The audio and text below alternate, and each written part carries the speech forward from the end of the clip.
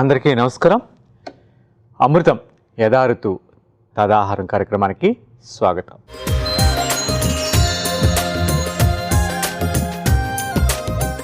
మనం శిశిర ఋతువులో రెండో మాసం అంటే ఫాల్గుణ మాసంలోకి మొదలైంది. అంటే ఫాల్గుణ మాసంలోకి మనం ఎంటర్ అయ్యాం.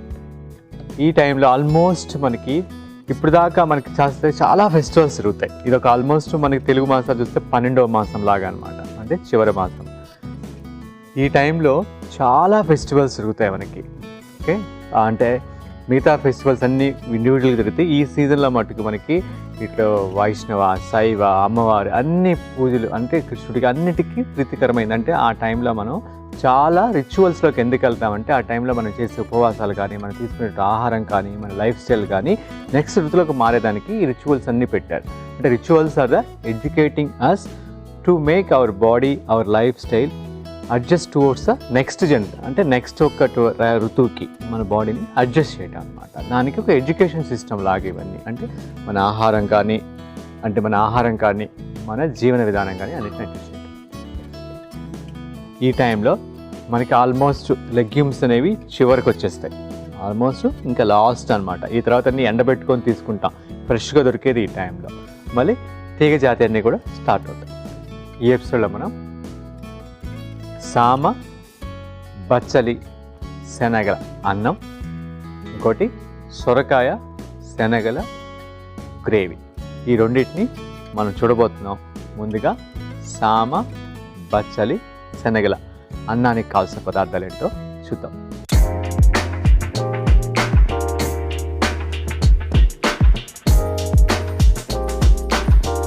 సామ బచ్చలి పచ్చి శనగల అన్నానికి కావాల్సిన పదార్థాలు: సామ అన్నం 1 కప్పు, ఉడికించిన పచ్చి శనగలు 1 కప్పు, తరిగిన బచ్చలి కూర 1/2 కప్పు, పచ్చిమిర్చి ముక్కలు 4, కరివేపాకు కొంచెం, కొత్తిమీర కొంచెం, వెల్లుల్లి తరుగు 1 చెంచా, జీలకర్ర 1 చెంచా, పసుపు 1/2 చెంచా, నూనె 2 చెంచాలు, ఉప్పు రుచికి సరిపడినంత, ఆవపిండి 1/2 చెంచా.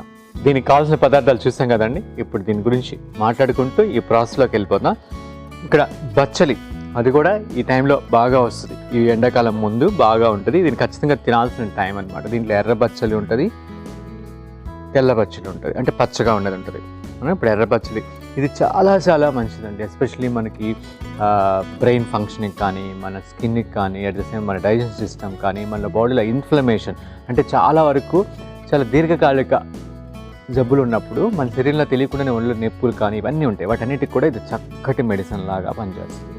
అదేవిధంగా మన శనగలు కూడా, ఈ శనగలు కూడా ఇప్పుడు పచ్చి శనగలు అనమాట. అంటే ఫ్రెష్గా మనకు వస్తాయి. అది అండిని కాకుండా ఫ్రెష్గా వెజిటేబుల్ లాగా వస్తాయి. ఆల్మోస్ట్ ఇప్పుడు శనగ పంట ఎండ్ అయ్యే స్టేజ్ అనమాట. అంటే మంచుతో వచ్చే పంట ఇది. అది కూడా చాలా మంచిది. దీంట్లో ఫోలిక్ యాసిడ్ వల్ల మన శరీరానికి మన డిఎన్ఏ రిపేర్స్, మన డిఎన్ఏని ప్రాపర్గా ఫంక్షన్ చేసినట్టుగా మన ఆటో ఇమ్యూనిటీ పెంచుకునే దానికి ఇది చాలా బాగా ఉపయోగపడుతుంది. మనం స్టవ్ వెలిగించుకున్నాం. స్టవ్ వెలిగించుకొని కొబ్బరి నూనె,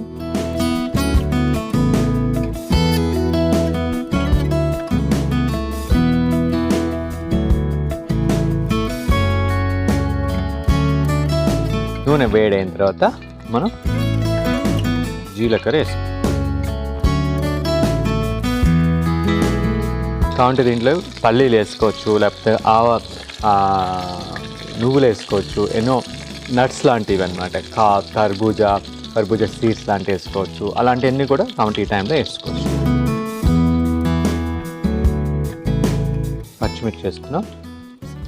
అండ్ మిరియాల పొడి కావాలని కూడా వేసుకోవచ్చు. కరివేపాకు వేసుకోవచ్చు.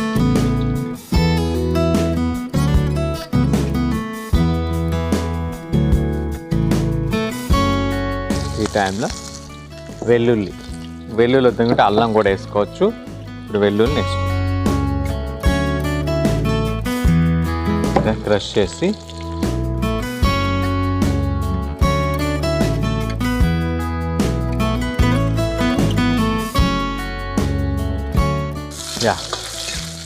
వెల్లుల్లి వేసుకుంటాం. ఉల్లి తరుగు కావాలని కూడా వేసుకోవచ్చు, మన ఇష్టం అది. దాని తర్వాత మన ఉడకబెట్టినటువంటి ఈ పచ్చి శనగలు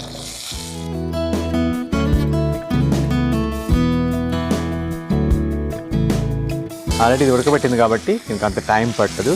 ఇది 1 మినిట్ ఆ ఎసెన్స్ అంతా వేసిన వెల్లుల్లి కానీ ఆ జీలకర్ర ఫ్లేవర్ దానికి పట్టిందాక మనం దాన్ని వేపుకుందాం. తర్వాత ఈ బచ్చల కూర శుభ్రం చేసిన బచ్చల కూరని వేసుకుందాం. ఈ బచ్చల కూర వేసుకున్న తర్వాత పసుపు కూడా యాడ్ చేసుకుందాం. టైంలో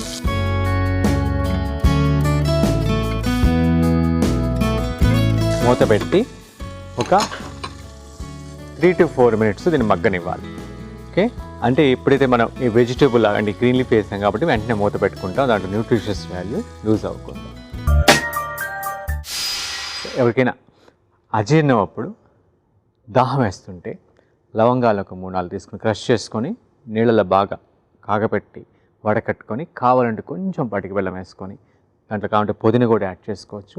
తీసుకున్నట్టయితే వాళ్ళకి మంచి ఉపశమనం ఉంటుందండి. అయిపోయిందండి, ఇది చాలా సింపుల్. ఆల్మోస్ట్ మనకి మగ్గిపోయింది. ఇప్పుడు మనం ఈ యొక్క వండుకున్నటువంటి ఈ సామ అన్నాన్ని వేసి కలుపుకున్నాం. ఇక సామ బియ్యం, ఊద బియ్యం ఇవి రెండు చాలా మంచివండి. ఎస్పెషల్లీ ప్రెగ్నెన్సీ టైంలో కానీ లేకపోతే ఇండైజెషన్ ప్రాబ్లమ్స్కి వీటన్నిటికి very good source of protein అనమాట. కాబట్టి ఇప్పుడు కొబ్బరి కూర వేసుకోవచ్చు, చాలా టేస్ట్ ఉంటుంది. ఆల్మోస్ట్ ఇది అయిపోయిందండి. ఇప్పుడు స్టవ్ ఆపేసి తగినంత సైంధవ లవణం, దీనికి కావాల్సినంత ఉంటుంది సైంధవ లవణం యాడ్ చేసుకుందాం. తర్వాత ఆవాలను వేపి పొడి చేసి పెట్టుకున్నాం అనమాట. దీన్ని ఆవు పొడి వేసుకొని కాబట్టి ఈ టైంలో మీరు ఆమ్చూరు పొడి వేసుకోవచ్చు. ఓకే, నిమ్మరసం పిండుకోవచ్చు, అది మన టేస్ట్ని బట్టి వేసుకోవచ్చు అనమాట. ఈ ఫ్లేవర్ చాలా బాగుంటుంది. ఇంకా మెంతి ఫ్లేవర్ కూడా యాడ్ చేసుకోవచ్చు. అంటే మెంతులు ఓన్లీ ఆవాలను వేపి పొడి చేసుకున్నాం కాబట్టి మీరు మెంతులను కూడా మనం వేపి పొడి చేసుకోవచ్చు. అలాగా కొత్తిమీర వేసుకుందాం. ఆల్మోస్ట్ అయిపోయిందండి. ఇప్పుడు మనం సర్వింగ్ బౌల్లో తీసుకొని సర్వ్ చేసుకోవడం. ఇక్కడ సామ బియ్యాన్ని ఎలా వండాలో ముందు చాలాసార్లు మనం డిస్కస్ చేసుకున్నాం. అంటే సామల్ని ఒక 3 to 4 hours నానబెట్టాలి. ఫస్ట్ నానబెట్టిన 1/2 అవర్కి శుభ్రం చేసుకోవాలంటే కడిగేసి శుభ్రం చేసుకుని మళ్ళీ 1:2 వాటర్ పోసుకుంటే సరిపోద్ది. ఇలా పొడి పొడిగా రావాలంటే అప్పుడు దాంట్లో ఒక స్పూన్ నెయ్యి కానీ లేకపోతే ఒక స్పూను కొబ్బరి నూనె కానీ లేకపోతే ఏదో ఒక ఆయిల్ వేసుకొని దాన్ని ఆ పాత్ర మీద మూత పెట్టి ఆ పాత్రని ఇడ్లీ పాత్రలో, అంటే ఇడ్లీ పాత్రలో ఆల్రెడీ నీళ్ళు ఉంటాయి కొంచెం, ఇడ్లీ ఆ దాంట్లో పెట్టి మళ్ళీ ఇడ్లీ పాత్ర మీద కూడా మూత పెట్టి ఒక 15 minutes సామలకి వదలకి 15 minutes సరిపోతుంది. 15 minutes స్టీమ్ చేసుకొని ఆపిన తర్వాత, అంటే పొయ్యి ఆపిన తర్వాత ఆల్మోస్ట్ ఒక 10 minutes దాకా దాన్ని కదిలించుకుంటే అలా వదిలేసేసి తర్వాత మూత తీసేసి మళ్ళీ ఒక 5 నిమిషాలు పక్కన పెట్టేస్తే తర్వాత మనం ఈ రైస్ని తీసుకుంటే పొడి పొడిగా వస్తుంది. ఇలాంటి ఐటమ్స్ మామూలుగా మీరు అన్నంలో కలుపుకోవాలన్నా రసంలో కలుపుకోవాలన్నా అలాంటప్పుడు పొయ్యి మీద డైరెక్ట్గా పెట్టుకోవచ్చు. మీకు ఎంత కావాలంటే అంత వాటర్ పోసుకోవచ్చు, అది మీ ఇష్టం. కానీ ఇలా పొడి పొడిగా రావాలంటే ఇలా చేస్తే బాగా వస్తుంది. కొంచెం ఎక్స్పర్టైజ్ అయ్యి చేసుకునే కొద్ది పొయ్యి మీద డైరెక్ట్గా పెట్టుకోవచ్చు, కానీ ఈ పద్ధతిలో మీరు చేసుకుంటే పొడి పొడిగా వస్తుంది కంపల్సరీగా. అప్పుడు ఈ ఫ్రైడ్ రైస్ లాగా ఇలా పులిహార లాగా వాటికి చాలా బాగా ఈ రైస్ పొడి పొడిగా వస్తుంది. అదేవిధంగా మీకు ఎవరైనా పొడి పొడిగా, చాలామందికి పొడి పొడిగా తినటం ఇష్టం ఉంటుంది, కానీ కొంచెం లైట్గా ఇలాంటి రైస్కి ఓకే. కానీ మామూలుగా భోజనం చేసేటప్పుడు సాంబార్ రసం అట్లా కానీ మామూలుగా తినేటప్పుడు రైస్ కానీ ఏదైనా కూడా మరీ పొడిగా కాకుండా లైట్గా వెట్నెస్ ఉండాలండి. అప్పుడే మనకి కొలన్కి, అంటే మన రైస్ తీసుకోవడానికి అది బాగా మంచిది అనమాట. ఓకే అండి, దీన్ని ఇప్పుడు మనకు సర్వింగ్ ప్లేట్లో తీసుకొని సర్వ్ చేస్తాం. ఓకే అండి, ఇప్పుడు దీన్ని సర్వింగ్ ప్లేట్లో తీసి సర్వ్ చేసేసుకుందాం. చాలా రుచిగా ఉంటుంది, ఎందుకంటే ఆ ఒక ఆవ పిండి పెట్టాం కదా, ఆ ఫ్లేవర్ చాలా బాగుంటుంది. అంటే మెంతులు కూడా వేసుకోవచ్చు.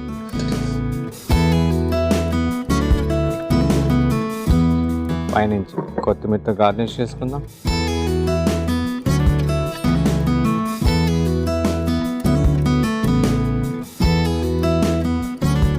ఓకే అండి, ఎంతో కమ్మని మరియు ఈ ఋతువులో మనం తినదగింది, ఆరోగ్యానికి కూడా చాలా చాలా మంచిదైనటువంటి సామ బచ్చలి పచ్చిశనగల అన్నం తయారైపోయింది. ఇప్పుడు దీన్ని రుచి చూసే ముందు దీనికి కావాల్సిన పదార్థాలు తయారు చేసే విధానం మరొక్కసారి చూసేద్దాం. సామ బచ్చలి పచ్చిశనగల అన్నానికి కావాల్సిన పదార్థాలు: సామ అన్నం 1 కప్పు, ఉడికించిన పచ్చిశనగలు 1 కప్పు, తరిగిన బచ్చలి కూర 1/2 కప్పు, పచ్చిమిర్చి ముక్కలు 4, కరివేపాకు కొంచెం, కొత్తిమీర కొంచెం, వెల్లుల్లి తరుగు 1 చెంచా, జీలకర్ర 1 చెంచా, పసుపు 1/2 చెంచా, నూనె 2 చెంచాలు, ఉప్పు రుచికి సరిపడినంత, ఆవపిండి 1/2 చెంచా. సామ బచ్చలి పచ్చిశనగల అన్నం తయారు చేసే విధానం. ముందుగా స్టవ్ ఆన్ చేసుకొని పాన్ పెట్టుకొని కొబ్బరి నూనె వేసుకుని అది వేడైన తర్వాత జీలకర్ర, పచ్చిమిర్చి ముక్కలు, కరివేపాకు, వెల్లుల్లి, పచ్చిశనగలు, బచ్చల కూర, పసుపు వేసుకొని మూత పెట్టుకొని మగ్గించుకోవాలి. తర్వాత మనం ముందుగా ఉడికించుకున్న సామ బియ్యం వేసుకొని బాగా కలుపుకొని తర్వాత తగినంత ఉప్పు, ఆవ పొడి కూడా వేసుకొని ఒక సర్వింగ్ ప్లేట్లోకి తీసుకొని పైనుంచి కొత్తిమీరతో గార్నిష్ చేసుకుంటే ఎంతో కమ్మని సామ బచ్చలి పచ్చిశనగల అన్నం తయారవుతుంది.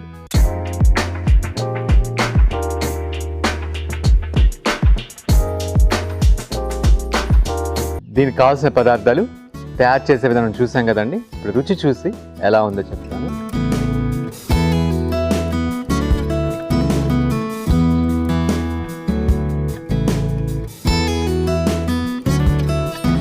చాలా కమ్మగా ఉందండి, అద్భుతంగా ఉంది. అది ఒక ఆవాలు వేపు పొడి చల్లాం కదా, అది మరింత రుచి కలిగిస్తుంది. అదేవిధంగా ఇక బచ్చలి, ఇక శనగలు కూడా మనకి పంటికిని తగులుతా ఆ ఫ్లేవర్స్ కూడా బాగా, అంటే కొంచెం ఆ వగరు, ఆ ఒక తీపిదనం, ఆ ఒక శనగలు నవ్వులుతున్నప్పుడు పచ్చి చాలా చాలా బాగుంది. ఖచ్చితంగా ప్రయత్నించండి. ఇప్పుడు మన నెక్స్ట్ ఐటమ్ సొరకాయ పచ్చిశనగల గ్రేవీకి కావాల్సిన పదార్థాలు ఏంటో చూద్దాం.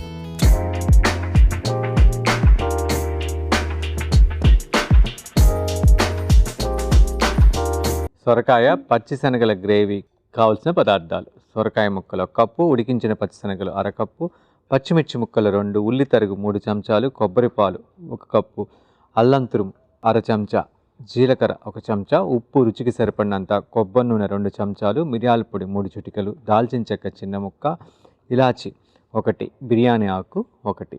దీనికి కావాల్సిన పదార్థాలు చూసాం కదండి. ఇప్పుడు దీని ప్రొసీజర్లోకి వెళ్తా దీని గురించి మాట్లాడుకుందాం. ఆల్మోస్ట్ ఈ ఫాల్గుణ మాసంలో మనకి ఈ చిక్కుడు జాతి, ఈ కందమూలాలన్నీ కూడా అంటే ఆ సీజన్ అయిపోతా తీగ జాతి అంటే సొరకాయ ఇవి మనకి వస్తుంటాయి. ఈ టైంలో ఇది ట్రాన్సిషన్ పీరియడ్ కాబట్టి మనం ఈ 2 కాంబినేషన్స్తో మనం వండుతున్నాం సొరకాయ అండి. It's very good for heart functioning అండి. అట్ ద సేమ్ టైం మనకి డిఎన్ఏ వాటి అన్నిటికీ చాలా మంచిది.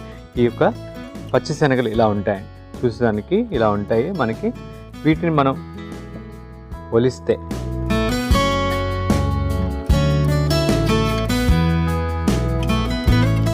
ఇలా వచ్చి మన వీటిని మనకి పల్లీలో ఎలా అయితే ఉడకబెట్టుకొని తింటామో, ఉప్పు వేసుకొని అలా వేసుకొని ఉడకబెట్టుకొని తింటాం కదా స్నాక్ లాగా, అలా వీటిని కూడా ఉడకబెట్టుకోవచ్చు పచ్చికందులోనండి. ఈ సీజన్లో మనకి దొరికే వాటిని. ఓకే, చాలా టేస్ట్తో పాటు మంచి ప్రోటీన్ ఫుడ్ అండి ఇది, మంచి ప్రోటీన్ ఫుడ్. ఈ యొక్క కాంబినేషన్తో ఈ గ్రేవీ మనకి చాలా టేస్ట్, ఇది సూప్ లాగా కూడా తాగొచ్చు and at the same time అన్నంలో కూడా చాలా బాగుంటుంది. రోటి అన్నిట్లోకి బాగుంటుంది. దీని ప్రొసీజర్లోకి వెళ్ళిపోదాం. స్టవ్ వెలిగించుకుందాం. స్టవ్ వెలిగించుకొని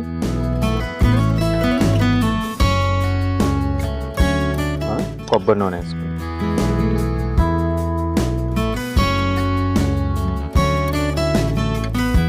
ఈ వర్జిన్ అంటే మన ట్రెడిషనల్ మెథడ్లో తీసిన కొబ్బరి నూనె. మామూలు కొబ్బరి నూనెని ఇప్పుడు బాలి కానీ థాయిలాండ్ అటు సైడ్ ఎక్కువ కోకోనట్స్ ఉన్న ప్లేసెస్లో అసలు రియల్గా వాళ్ళ ట్రెడిషనల్ మెథడ్ ఎలా చేస్తారంటే కొబ్బరి పాలను రుబ్బుతారు, అంటే కొబ్బరి పాలు తీస్తారు. ఇలా కొబ్బరి పాలను తీసి ఈ కొబ్బరి పాలని ఓవర్ నైట్ అలా వదిలేస్తే పైన తెట్టులాగా వస్తుంది, కిందంతా ఆల్ లిక్విడ్ అంటే వాటర్ ఇస్తుంది, ట్రాన్స్పరెంట్ వాటర్ లాగా. అంటే కొబ్బరి పాలన్నింటిలో ఆ థిక్ ఫ్యాట్ అంతా పైన తేలుతుంది, మిగతాదంతా కిందకి వెళ్ళిపోతుంది వాటర్. అప్పుడు దాన్ని సపరేట్ చేసి దాన్ని ఎండలో పెడతారు. పెట్టేకుండా మళ్ళీ కొంచెం వాటర్ వస్తూ ఉంటుంది. అంతా వాటర్ అంతా పోయి ఆయిల్ అంతా బయటకు వచ్చిందాక చేస్తే అది యాక్చువల్గా ఒరిజినల్గా వాళ్ళ ట్రెడిషనల్ మెథడ్లో చేస్తుంది అనమాట. ఇది మనం కూడా చేసుకోవచ్చు. నెక్స్ట్ అల్లం. ఓకే, అల్లము, జీలకర్ర ఇది మనం తీసుకుంటున్న ఈ శనగలు ఇలాంటి వాటికి డైజెషన్కి, ప్రోటీన్ డైజెషన్కి చాలా బాగా పనిచేస్తాయి. నెక్స్ట్ పచ్చిమిర్చి.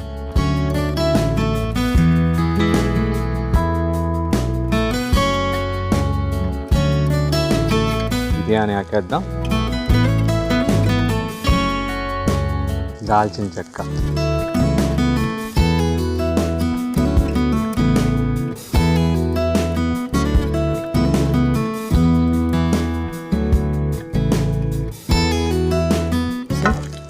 ఫ్లేవర్స్ని దాంట్లో దిగిన తర్వాత ఆనియన్ వేసారు.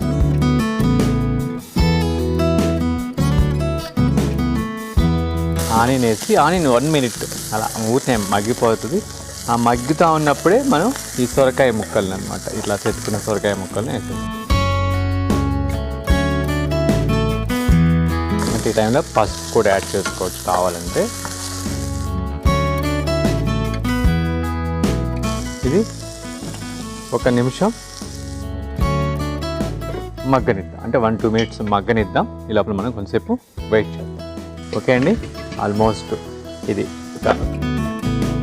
40% మనకి ఇది మగ్గిపోయింది. ఇప్పుడు మనం శనగల్ని, ఉడకబెట్టిన శనగల్ని వేసుకున్నాం. ఈ శనగల్ని మనం మెత్తగా రుబ్బుకొని కూడా కలుపుకోవచ్చు, అది కూడా టేస్ట్ ఉంటుంది. ఇప్పుడు మనం దీనికి ఒక కొబ్బరి పాల్లో తిగ్గానే హాఫ్ వేసుకున్నాం, వేసుకొని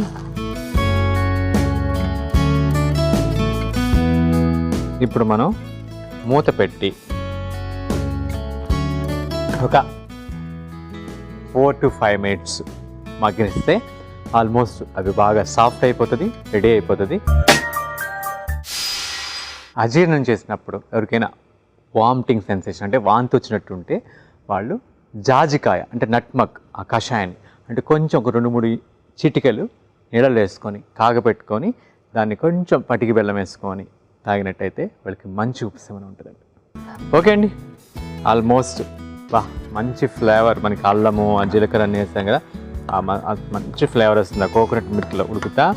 ఓకే, కావాలి కొత్తిమీర వేసుకోవచ్చు, ఇప్పుడు పుదీనా వేసుకోవచ్చు, కావాలంటే సన్న మెంతి కూర ఉంటుంది కదా మనకి, చిన్న మెంతి కూర అది కూడా వేసుకోవచ్చు. చాలా హెల్దీ అండి, అంటే ఇప్పుడు ఆల్మోస్ట్ మనం ఎండాకాలం సైడ్ వెళ్తున్నప్పుడు ఇలాంటి లైట్ ఫుడ్స్ తీసుకుంటా ఉంటే చాలా చాలా చాలా మంచిది ఆరోగ్యానికి. ఓకే, ఇప్పుడు మనం సాల్ట్, దీనికి తగినంత సాల్ట్ వేస్తాం.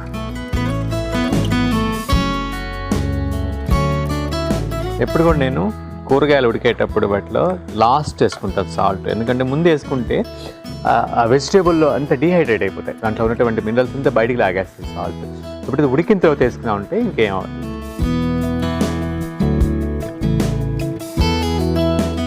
పెప్పర్, మిరియాల పొడి కూడా వేసుకుంటాం. ఇప్పుడు ఫైనల్గా మనం ఇంకో హాఫ్ థిక్ కొబ్బరి పాలని వేసుకున్న తర్వాత ఒక 1 minute పాలు వేస్తాం కదా, వేసుకొని దీన్ని కాగబెట్టుకుంటే కొంచెం మగ్గనిద్దాం. ఓకే అండి, ఇది అయిపోయింది. ఇప్పుడు మనం సర్వింగ్ బౌల్లో తీసి సర్వ్ చేసేసుకుందాం.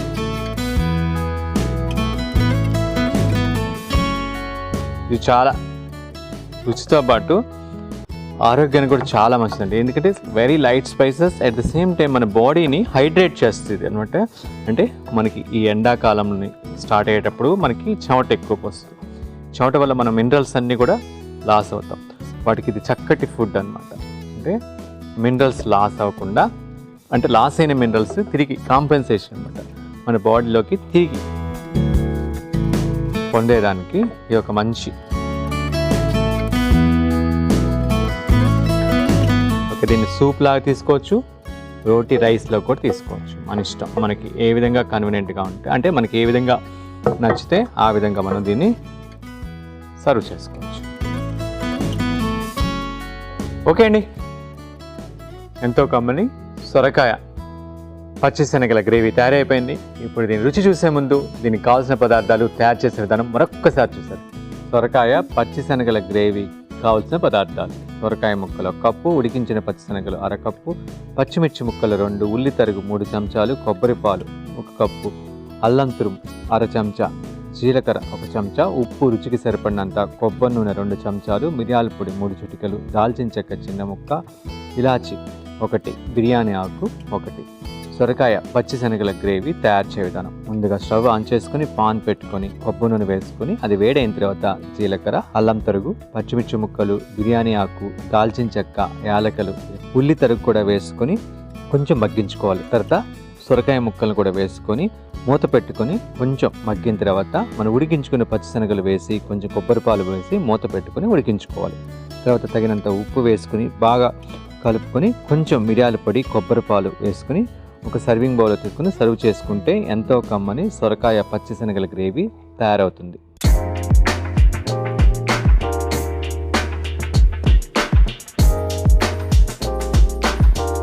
దీనికి కావాల్సిన పదార్థాలు తయారు చేసే విధానం చూసాం కదండి. ఇప్పుడు రుచి చూసి ఎలా ఉందో చెప్తాను.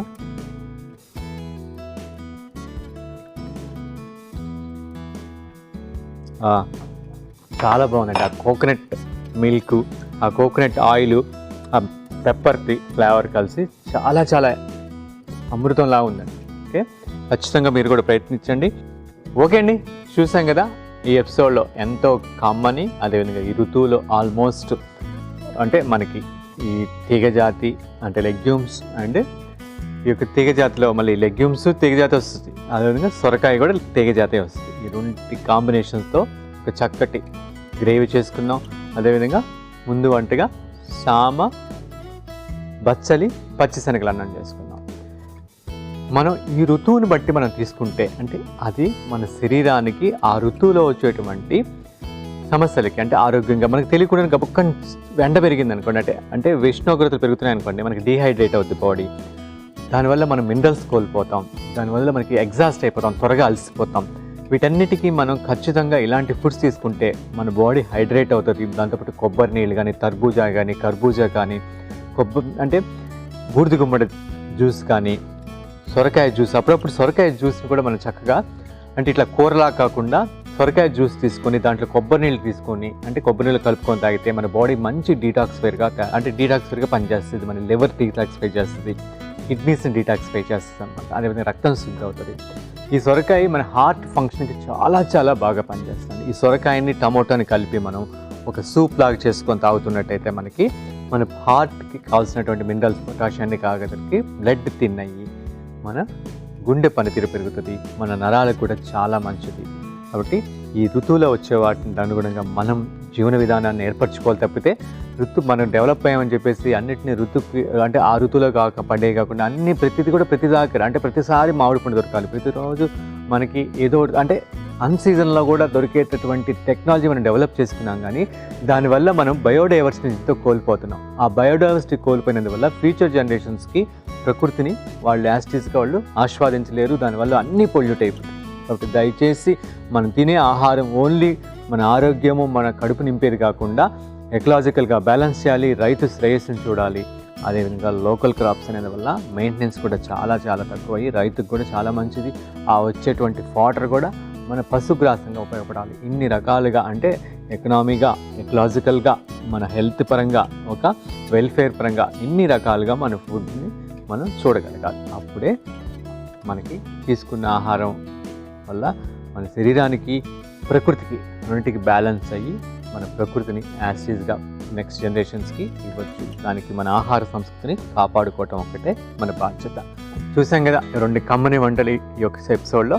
ఖచ్చితంగా మీరు కూడా ప్రయత్నిస్తారని ఆశిస్తూ ఇంతటితోటి ఈ ఎపిసోడ్కి సెలవు తీసుకుందాం. మరొక ఎపిసోడ్లో మరొక 2 వంటలతో మీ ముందుంటాను. అంతవరకు సెలవు, నమస్కారం.